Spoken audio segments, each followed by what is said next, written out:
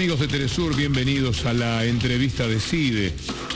¿Qué pasará con la industria en la Argentina si gana el neoliberalismo? Cosa que puede ocurrir este 22 de noviembre. Es una de las preguntas que tiene respuestas que a veces angustian de quienes están en la industria.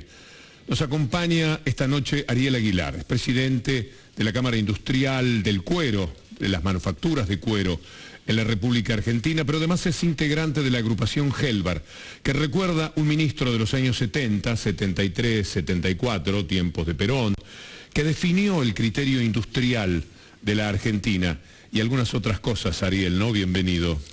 Muchas gracias por la invitación. Por supuesto, no tomamos como referencia el tema en sí mismo de los 70, sino del proyecto de país que teníamos en ese momento de casi plena industria, de casi pleno empleo, de una participación de la masa salarial del casi el 47% en el PBI. Un proyecto de país que se trunca en el año 76, donde empieza, además de otros horrores, el industricidio que significó en la Argentina las políticas neoliberales que fueron del 76 al 2001, ¿verdad? Sí. Hay que decir que esa época no solamente mató los sueños, sino también muchos proyectos del país hasta este siglo. No, claramente, por eso cuando a mí me toca vivir el final de lo que es el neoliberalismo, me toca fundirme con mi padre, como tantas empresas argentinas. Yo recordaba hace un ratito que recorría la ruta ya por el 94 vendiendo en diferentes pueblos y realmente los veía fundidos, iba escuchándote en la radio y recuerdo que recorrer esa Argentina no es la misma que vi a partir del 2003 en cuanto a lo que tiene que ver en el crecimiento de las industrias. Hoy nosotros estamos en el orden de las 900.000 pymes, con lo que ellos generan, que es el 75% del empleo que hoy hay en la Argentina, ¿no? Entonces creíamos superada una etapa, que una discusión estaba superada y bueno, claramente hay discusiones que todavía no están superadas y que se vuelven a poner en tela de juicio en este momento, que es cuando más hay que estar atentos. Entonces es legítimo, y no una cuestión política, plantear que hay temor. Claramente, yo diría preocupación. El empresario pyme de las que se ha levantado miedo no tiene. No es una cuestión de miedo, es una cuestión de preocupación y de no volver a vivir lo que nos tocó vivir durante muchísimos años, ¿no? Nosotros aprendimos que el comercio exterior había que administrarlo para que crezcan las empresas argentinas. Además de la voluntad y de la capacidad del empresariado, fueron las políticas de Estado las que determinaron que crecieran determinados sectores, ¿no? En la Argentina. Te tiro algunos si querés nada más. El juguete tenía una participación del 5% de fabricación nacional, hoy está en el orden del 50%, el calzado está en el orden del 80%, la marroquinería está en el orden del 60%, digo, el salto fue sustancial y fue parte de una política de Estado y por supuesto de la inversión del empresariado que tuvo previsibilidad, esa famosa palabra que siempre se dice que no hay, está claro que los empresarios tuvimos previsibilidad. El empresario puede que se quede, lo que sucede es que tu fábrica puede oscilar entre 5 y 50 empleados. Claramente, yo lo decía el otro día en un programa, lo más fácil es importar. Pero lo más fácil, se gana mucho más dinero, se marca por 4. Lo que uno tiene que pensar es en qué país quiere vivir. Si el crecimiento es, por lo menos para la agrupación política empresaria a la que pertenezco, de cantidad de empresarios de todos los sectores, nos planteamos un crecimiento colectivo. ¿Se entiende? Si es por ganar plata solamente, ahora, achicamos el mercado interno, porque los consumidores no son consumidores, son clase trabajadora que consume, que trabaja en nuestras empresas y que retroalimenta ese mercado del cual vivimos la mayoría de las pymes que te nombraba antes. Hay un aspecto humano muy lindo, Ariel, que también corresponde resaltar. Si vos sos un importador, los problemas son de otro empresario con sus obreros.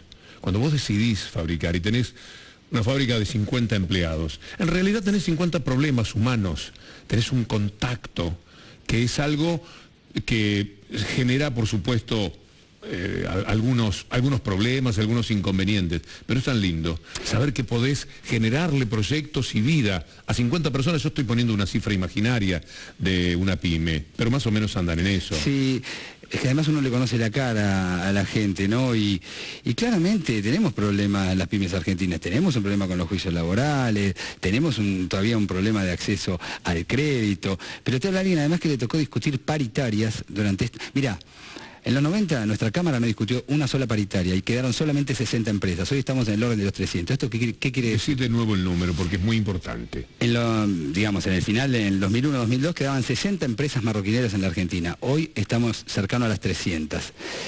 ¿Qué te quiero decir con esto? Que cuando el empresario no discute paritarias, no crece. O sea, las paritarias que algunos califican como fascistas son una herramienta en la cual discutimos redistribución, y bienvenida sea esa discusión. Fascistas dijeron economistas neoliberales, que es una práctica fascista. ¿Le podemos decir a nuestros amigos en América, por si la palabra es otra, de qué hablamos cuando mencionamos paritarias? Las paritarias es el momento del año, si se quiere, donde se discuten salarios de los trabajadores, en el cual en procesos o en proyectos políticos como este, que son de pleno crecimiento, obviamente la participación de la masa salarial, yo creo que ahora está en el 42%, pero cada vez va avanzando más, porque el trabajador va exigiendo más. Y entonces ahí está el desafío de nuestras industrias. ¿Desde qué lugar nos hacemos competitivos? ¿Por qué? Porque si uno establece que el salario es un costo, que es algo que también dicen los economistas neoliberales, sí, es un costo. El tema es que si nosotros pensamos ganar competitividad vía ajustar salario, y la verdad que no es el país que queremos, eso por un lado, ¿no? Y por otro lado tampoco es vía devaluación, porque vía devaluación es una frazada corta, es una frazada que dura, ¿cuánto? 6 meses, 8 meses, un año, pero no discutimos el verdadero desarrollo y dónde nos hacemos competitivos. ¿Se entiende? Es un círculo virtuoso en el cual si vos tenés trabajadores que pueden discutir un buen salario, después lo tienen para gastar también. Otros trabajadores van a poder comprar lo que fabricás. Claro, por supuesto. Y en ese contexto hubo un programa que se le pegó muchísimo, que fue el programa Precios Cuidados. ¿Qué tiene que ver Precios Cuidados en todo esto? Vos sabés que fue muy importante, no solo en términos de que las pymes pudieron vender en un programa así, pero además de que pudieron vender un programa así, las grandes empresas de alimentos se apropian del salario que las pymes pagamos. Entonces, si vos tenés precios de referencia para que puedan pagar menos, lo que les sobra lo van a ir al consumo de lo que nosotros fabricamos. Digo, hay una discusión muy amplia y muy interesante que se dio en estos años, por lo cual no podemos volver para atrás. Este es el problema, no es un temor, es una preocupación.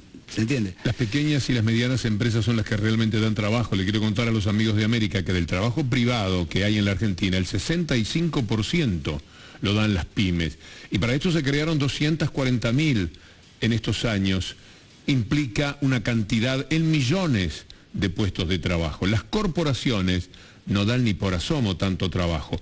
Y son las que más pugnan para que haya salarios bajos, porque implica que el salario es un costo, porque normalmente lo que hacen es retirar el dinero del país. Claramente. En consecuencia, necesitan ganancias en dólares, porque afuera esa es la palabra, ¿no? No, claramente, y por eso en esta discusión que tenemos que darnos de qué es el desarrollo o el proyecto de desarrollo, yo te decía, la parte financiera, ahí tenemos que ganar competitividad, porque los bancos son los que menos han puesto en esto. Trabajar sobre la economía concentrada en la formación de precios. ¿Qué quiere decir esto? Nosotros tenemos acero, aluminio, cemento, cuero, sectores muy concentrados del que las pymes somos rehenes. Entonces la discusión de dónde se forman los precios la tenemos que dar en esos lugares, no en la devaluación, no en la baja de salario. Y esto es construir desarrollo. Además, esto es ampliar la oferta que tanto se habla. Estaba creciendo el crédito, Ariel. Este año próximo seguramente sería bastante más el crédito privado, el de los bancos. Estaban bastante regulados para que tengan... Pero fue el Estado. Otra vez el Estado. Fue el Estado el que determina la reforma de la Carta Orgánica, que hace que un porcentaje de los depósitos vayan al sector productivo. Y apenas aparecieron esos depósitos al 15%, y fui uno de los que lo tomó, se toman porque son para máquinas, son para crecimiento. Ahora se creó el acceso de las pymes a la bolsa, que es otra de las herramientas que hay para que las pymes puedan financiar a más largo plazo y dar, digamos, mejor, incrementar sus ventas, digamos, ¿no? Entonces, estábamos discutiendo el desarrollo, no estamos yendo para atrás, no podemos volver a discutir la administración del comercio exterior, ¿se entiende? No podemos discutir ese tema que ya tienen que estar instalados, y como Cejera, como yo decía antes, también pertenezco a la Confederación General Empresaria, nos planteamos una serie de preguntas a los dos candidatos, porque la verdad es que el problema que tenemos es que lo que es Cambiemos no nos da una respuesta en cuanto a todos estos temas. ¿Por qué vos y tu papá no toman toda la plata el año que viene, cuando gobiernos liberales la ponen en algún lugar a que les dé un rédito financiero y se quitan de encima todos los problemas? ¿Qué es lo que hace que existan empresarios que no son millonarios en dólares, sino que tienen que trabajar casi a la par de los obreros? Pero yo vivo en mi barrio, me crié en mi barrio, mis hijas van a la escuela en el barrio, y la verdad que lo que necesitamos nosotros es que el crecimiento de verdad sea colectivo. O sea, nosotros nos planteamos si las cosas van bien, comprar máquinas, ampliar la fábrica, pero lo que han hecho la gran mayoría de las pymes argentinas, acá hubo previsibilidad, hay un discurso que es absurdo de que el empresario no tuvo previsibilidad. Eso no es cierto, porque hubo cantidad de créditos, cantidad de políticas orientadas a que las industrias invirtieran, y de hecho si no lo hubieran crecido, esto no es filantropía, digo, es una cuestión que decimos, ¿el empresario quiere ganar dinero? Sí, está para eso. Ahora, el tema es en qué contexto, en qué tipo de país y de qué manera combatimos la inseguridad cuando hablamos de inseguridad, ¿verdad? Inexorablemente el liberalismo, el neoliberalismo estropea todo eso? Sí, claramente, pero además no es una cuestión de libros, nosotros lo vivimos, nosotros nos fundimos con este tipo de políticas exclusivas. Cuando hoy vos pensás, mira, como director PYME de Morón me tocó trabajar con el intendente Lucas Gui, uno de los mejores intendentes del conurbano bonaerense, y que realmente he podido visitar cada una de las pymes de Morón. Hicimos vínculos con la universidad, acercamos el conocimiento a las pymes, a las más chicas, digo, a todo un proyecto orientado a producir. Mira, hoy me decían que de lo que es la industria nuclear que se creó en la Argentina, el 70% lo fabrican los metalúrgicos argentinos. Esto era impensable, esto es hablar de desarrollo, esto es hablar de crecimiento. Entonces las otras políticas que en algún momento plantearon para qué queríamos tener un satélite, por ejemplo, jamás hubieran pensado en ese crecimiento. Y las pymes vivimos de todo eso. Entonces me parece que hay discusiones que no hay que volver a dar y que de acá en adelante podemos discutir todo. Falta un montón, cantidad de errores. Hay que segmentar las empresas, hay un montón de cosas para hacer. Se enojan los medios de comunicación que sostienen al neoliberalismo cuando se habla de los temores futuros, pero anuncian que van a abrir los mercados, que van a permitir que entren todos los productos que sean necesarios, absolutamente todo, libre mercado. Yo fui testigo de una fábrica de calzado, se llamaba Diporto, la recordarás, eran anunciantes en mis espacios deportivos, y yo iba al comedor a diario, 300 obreros, todas las mesas distribuidas, un canto al trabajo y a la vida. Y yo estaba allí como amigo del empresario porque era nuestro anunciante. En 2 años empezaron a entrar calzados de cualquier lado. En 2 años se fundió, se terminó, bajaron la cortina, es un llanto. Tengo un libro escrito que se llama Un grito en el desierto, que habla estrictamente de eso. ¿Por qué no se aprendió? ¿Por qué no se toma nota? ¿Por qué esta desmemoria? Mira, yo creo que cuando nosotros, y más en un contexto como el que estamos hoy al mundo le están sobrando mercaderías, el comercio mundial está en el orden del 3% de crecimiento. Van a entrar en los mercados que se abran, esto es contundente. Por eso a veces pienso, estamos yendo a la fábrica, estamos hablando con los trabajadores, le estamos diciendo, muchachos, ojo con lo que votamos, porque estamos votando un proyecto, no estamos votando a un candidato, no son figuras, estamos hablando de un proyecto al que les tenemos que exigir cosas. A uno se la podemos exigir porque me plantea el desarrollo. Al otro estoy esperando que me dé respuestas todavía sobre el comercio exterior. Y cuando no se dice nada, muchas veces se dice todo. Ariel, gracias en nombre de los trabajadores, no de los tuyos, sino del concepto, de quienes ven en el trabajo un factor de dignidad, de crecimiento y de posibilidades para el ser humano, de mejorar su vida, la de sus hijos, todo lo que a veces es parte de un discurso que en estos casos se hace realidad. Muchas gracias. Gracias por invitarnos, Víctor Hugo. Ariel Aguilar, que es presidente de la Cámara Industrial de la Manufactura del Cuero en la República Argentina, integrante de la agrupación Helbar, y que tiene estas angustias y que están plenamente justificadas. Tras la pausa, vamos a conversar con integrantes del CONICET. Vamos a hablar de lo que puede pasar con la ciencia y la tecnología en la República Argentina. Enseguida volvemos. Hernán Palermo y Nuria Giniger son antropólogos integrantes del CONICET en la República Argentina. El CONICET es la institución que se ocupa de la ciencia y la tecnología en el país. Exactamente. La más importante. Es una de ellas, sí. Junto con las universidades, el sistema científico argentino está compuesto por el CONICET y el conjunto de las universidades. Sería interesante que le contemos a nuestros amigos de América qué ha pasado en la vida de los científicos en estos años, para que se entienda de dónde viene una cierta preocupación que hay ahora. Sí, mirá, en los últimos años ha habido una transformación muy importante, ¿no?, en términos de ciencia y tecnología.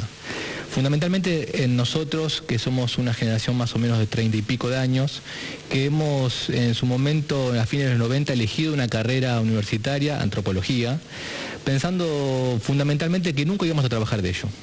Muchos elegimos una carrera pensando que, bueno, nos gustaba tal carrera, quizás trabajaríamos de otra cosa, ¿no? Nos graduamos en ese sentido y seguimos pensando que nunca íbamos a trabajar de ello y bueno... ¿Que iban a trabajar en el exterior? No. Nosotros no, pero no. Sí, era una posibilidad, digamos. De trabajar de cualquier otro trabajo que no tuviera que ver con lo que uno estudió toda su vida. Años después, aquí estamos, ambos dos investigadores del CONICET, ambos dos docentes de universidades, en particular yo soy docente de la Universidad Nacional Arturo Jauretche. Yo soy docente de la Universidad de Buenos Aires y Es impresionante la diferencia entre el 2001 y el 2015 respecto del CONICET. La cantidad de científicos que había en ese momento en el organismo al que nosotros pertenecemos era muy poquita. Yo traje algunos datos muy interesantes. En 1983, apenas salidito de la dictadura, había 2.100 investigadores de carrera y 2.200 becarios. En el 2002 había la misma cantidad, exactamente la misma cantidad, es decir, habían pasado 10 años y no había habido casi ingreso, había algunos becarios más, simplemente. Y la cantidad de técnicos, en el CONICET tenemos una carrera específica que es el personal de apoyo a la investigación, que son técnicos, disminuyó muchísimo. En la actualidad duplicamos la cantidad de investigadores. ¿4.000 y 4.000? Somos 8.500 investigadores en la actualidad y hay 9.500 becarios.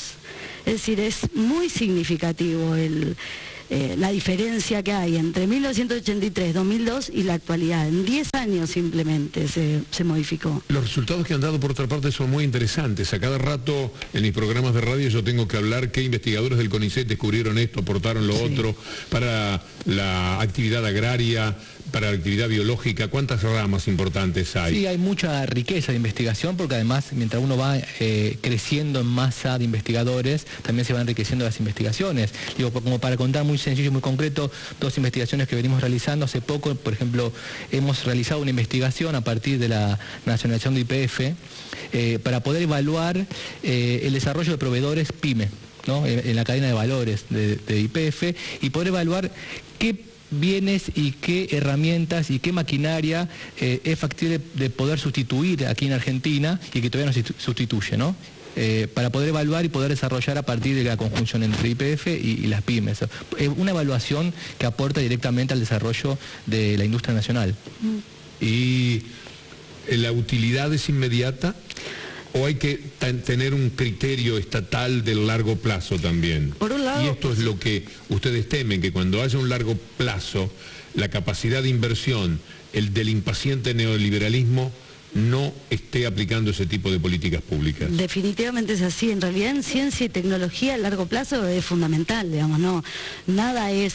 Para empezar, nosotros no tenemos un criterio de utilidad, de utilidad inmediata, digamos. Eso es conocimiento que se aporta al conjunto de la sociedad, es inversión que hace el Estado y hace el conjunto de la sociedad para su futuro, no para, que también en muchas ocasiones es su presente, pero fundamentalmente es para su futuro.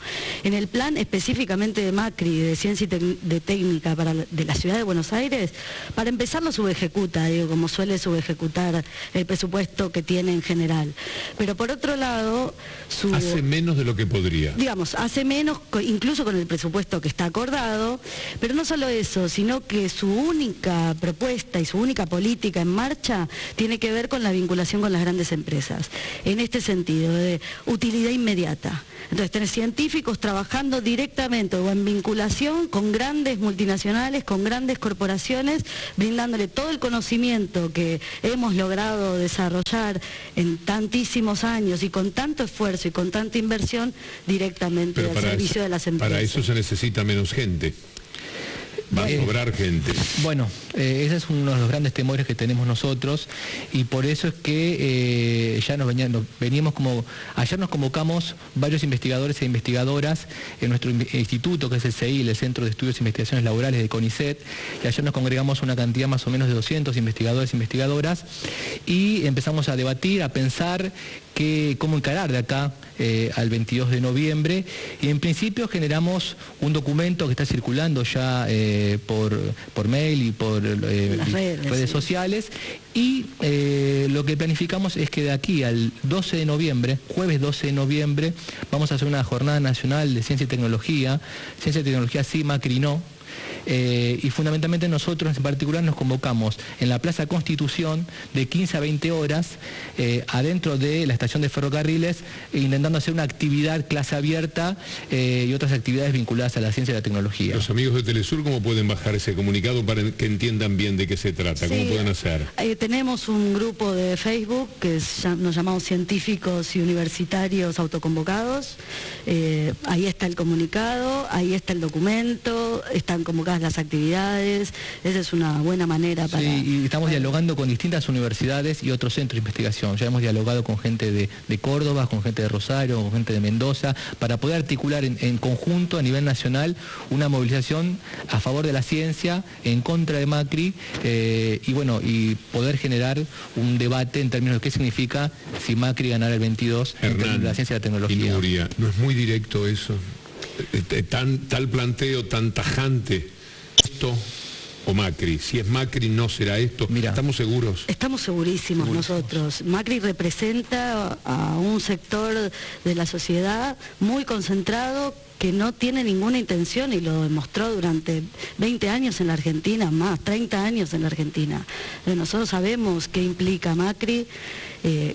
Además gobierna la ciudad de Buenos Aires, con lo cual también sabemos qué es lo que hace, y no solo por el riesgo de perder en ciencia y técnica, que seguramente así es, sino para el conjunto de nuestra sociedad. Es un riesgo. ¿Cuántos científicos habrán retornado al país en estos últimos 10 años? 1100 más o menos, 1105. Yo me acuerdo cuando llegó el científico número 1000, que retornaba, que fue de alguna manera una fiesta. Es decir, hay que imaginar un capital argentino, una educación argentina, en personas que no tuvieron más remedio que partir, irse a otro sitio, Estados Unidos, Europa, los había por todos lados, y de pronto encontraron una motivación para volver. Sí, la idea es, para nosotros Macri sería el retorno de eso que te conté hace un rato, de esa desesperanza de comenzar una carrera pensando que nunca uno va a trabajar de ello, ¿no? Eso para nosotros significa Macri, y significaría un retroceso muy importante, como te decía Nuria, no solamente en ciencia y tecnología, sino en un montón de dimensiones en términos sociales. Claro, porque si otra vez se retorna aquello de los 90, el impulso de los jóvenes para estudiar este tipo de carreras es escaso. Sí, y de otras también, digamos. Hay que recordar que, por ejemplo, las ingenierías estaban muy en baja en los años 90. Pero la posibilidad de trabajar como en el desarrollo de una carrera universitaria de implementación técnica o científica era nula. Yo te cuento la experiencia de la Universidad Jauretche, una universidad que tiene 5 años, en Florencio Varela, donde eran los ex laboratorios de YPF, que estaban abandonados a partir de la privatización del 94. Hoy es una universidad. En la actualidad tenemos casi 22.000 estudiantes. O sea, en 5 años, 22.000 personas que surcan todos los días los pasillos de la universidad. Es una transformación gigantesca. Y uno escucha cuál es la mirada que tiene el PRO respecto a las nuevas universidades, y corre una desazón importante, ¿no? Sí, tienen la sensación de que hay demasiadas universidades, es un gasto. Demasiada gente que va a estudiar gratis. Es un gasto. Por otro lado, acabamos de lograr la gratuidad en la educación superior.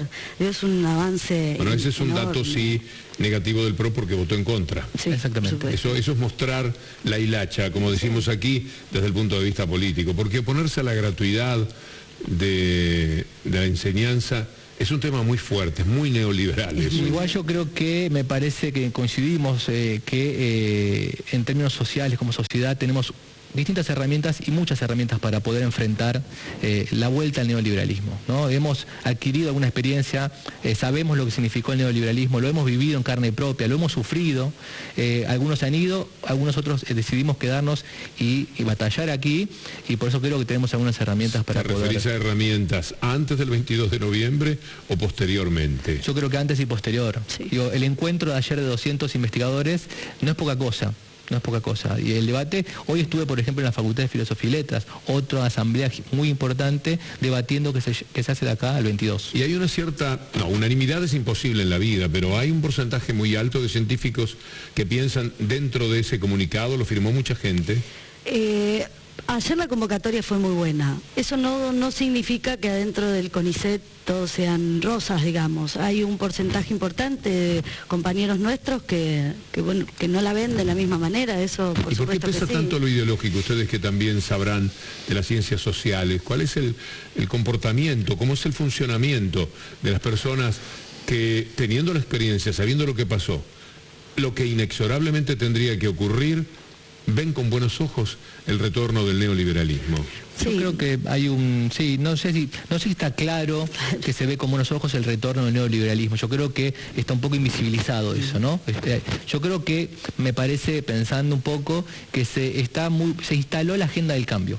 hay una agenda que se instaló y han logrado instalar desde el PRO de la idea de cambio, ¿no? Y me parece que eso está haciendo mella en muchos espacios. ¿Desde el PRO o desde los medios de comunicación? Desde el PRO y los medios de comunicación como soporte ideológico de ello, ¿no?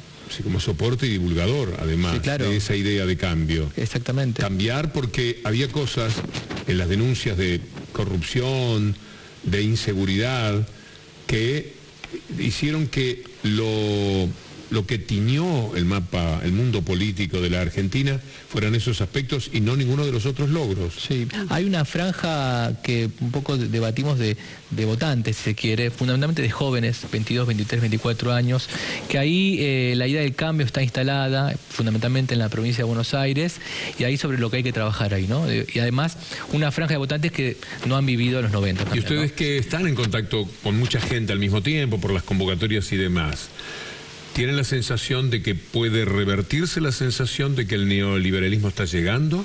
¿Hay elementos que les permitan ser optimistas? Bueno, tenemos mucho trabajo por hacer, tenemos 2 semanas álgidas para convencer a todos los posibles y en algún punto desnudar de qué se trata la propuesta de Macri también, de qué se trata la consolidación de un partido de derecha en nuestro país. Sería la primera vez que un partido de derecha gana las elecciones diciendo lo que es. Es muy complicada la situación, digamos. En nuestro país hubo muchos momentos históricos donde las derechas tuvieron el gobierno con las armas. Pero fueron a través de golpes de Estado. Cuando Menem ganó las elecciones en el 89 tuvo que decir que iba a ser la revolución productiva. Es otro panorama, digamos. Se consolidaría un partido de derecha conservador, explícito, y me parece que eso hay que estar muy atento, no es una coyuntura sencilla. ¿Y lo de ustedes es ideología, de acuerdo a lo que decís, o una idea cabal de cómo serían las cosas? Se entiende, ¿verdad? Sí. No, nosotros ambas dos, exactamente, pero también hay datos duros de cómo la Ciudad de Buenos Aires ha manejado, por ejemplo, la ciencia y la tecnología. Eso es algo que directamente explicita lo que podría llegar a pasar si Macri accediera el 22 a la presidencia en términos a nivel nacional. Los cuadros más importantes, el presidente del CONICET es designado por la presidenta.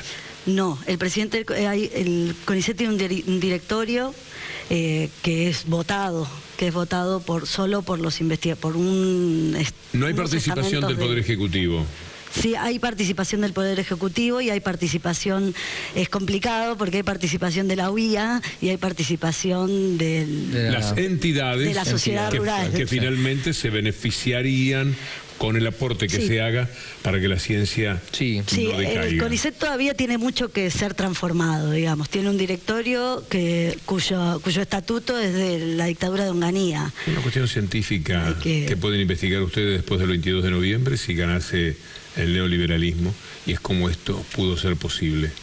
Porque es algo conocido, es algo que se ha visto y que además sus repercusiones en el mundo son evidentes. Las consecuencias europeas tienen que ver con todo esto. Cuando decimos neoliberalismo estamos hablando del Fondo Monetario Internacional, del poder económico internacional, de esos buitres horribles que sobrevuelan sobre los países tratando de todo y que tienen tantos cómplices adentro de cada uno de los países. Sí, pero nos va a encontrar resistiendo y luchando y no le va a ser fácil. Y también explicando, ustedes que son científicos, por favor, si después del 22 de noviembre ocurriese eso, por favor me cuentan cómo pudo ser posible.